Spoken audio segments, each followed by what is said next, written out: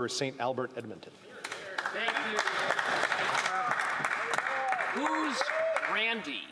That is the central question before this House as a result of your ruling, Mr. Speaker, in finding a prima facie question of privilege after the Minister of Employment's business partner, Stephen Anderson, refused to disclose to the Ethics Committee who Randy is.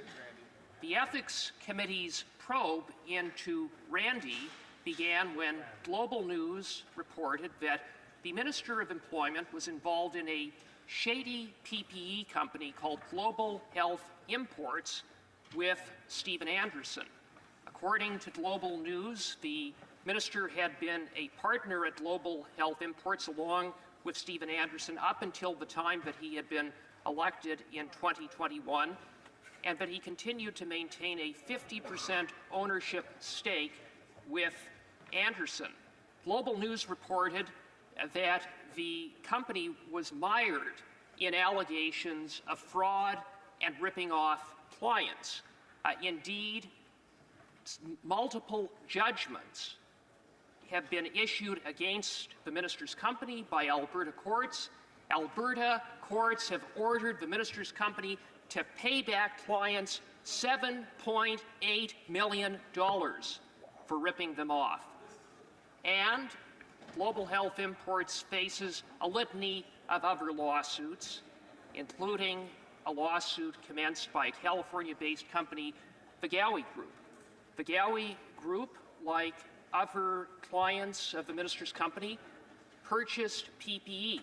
The PPE was never delivered, but the Ghaoui Group was on the hook for $500,000, having transferred a $500,000 deposit to the minister's company. Now, one of the excuses provided by Stephen Anderson for the failure to deliver PPE was the Global Health Imports warehouse burned down. Amazingly, 2 weeks after Global Health Imports received the $500,000. And then Anderson was reported to have told the Ghaoui Group that once they collected the insurance money, maybe then he would be in a position to repay the $500,000 deposit. And the Edmonton police, in their investigation of the fire, concluded that in all likelihood it was arson. Just by coincidence, Mr. Speaker. So here you have a minister involved in a shady company, mired in allegations of fraud, ordered by Alberta courts to pay back clients $7.8 million, where there are allegations or evidence of potential arson and insurance fraud. I would submit that on that alone, that ought to have been enough for the Prime Minister to tell the Minister of Employment, you're fired, you're out of cabinet. But there's more, because Global News reported that someone named Randy, connected with Global Health Imports, was involved in shaking down the Ghaoui Group for that $500,000 deposit, and that was evidenced in text messages. Among the text messages that Global News uncovered was a message from Stephen Anderson to the Ghaoui Group leading up to the shakedown, in which he says, "What is going on? I just received this from Randy."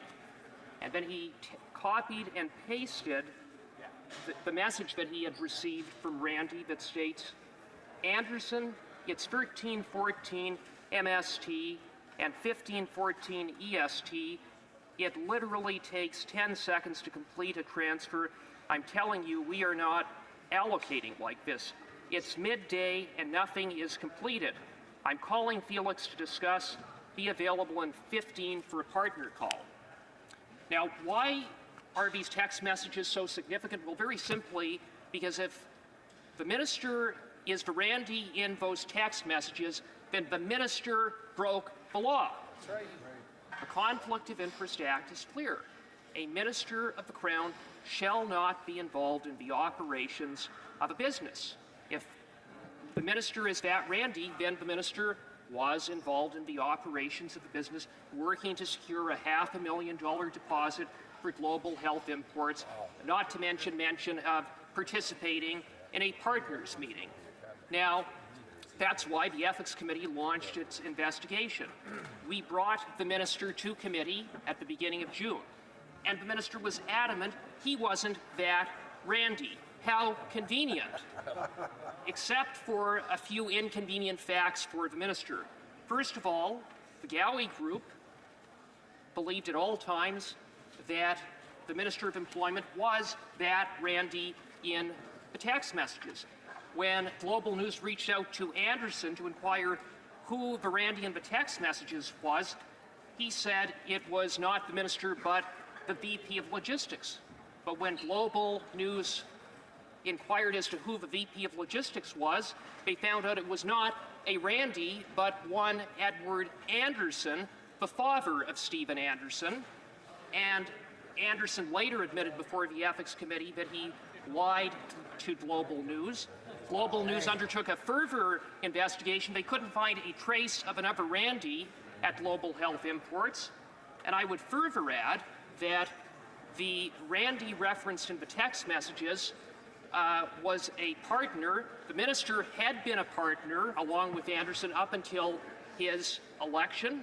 He had a 50% stake in the company at the time of the text messages, and according to the minister's own evidence at committee, he admitted that it was a small operation, that there were a handful of people in the company, him, Anderson, and a few others. So, in the face of that, without a trace of another randy, without any explanation for who this other randy could be, there is only one reasonable inference that can be drawn, and that is that the Minister of Employment is the randy in the text messages. He is the randy that was involved in the shakedown of the Ghaoui Group. He is involved in allegations of wire fraud, and he is the randy who, as minister, contravened the Conflict of Interest Act. The minister's story doesn't add up. Everyone knows that he is that randy, and it is why Conservatives have been consistent in calling for this disgraced minister to resign from cabinet. For months, he has refused to do so. So we have called on the Prime Minister to fire that disgraced minister.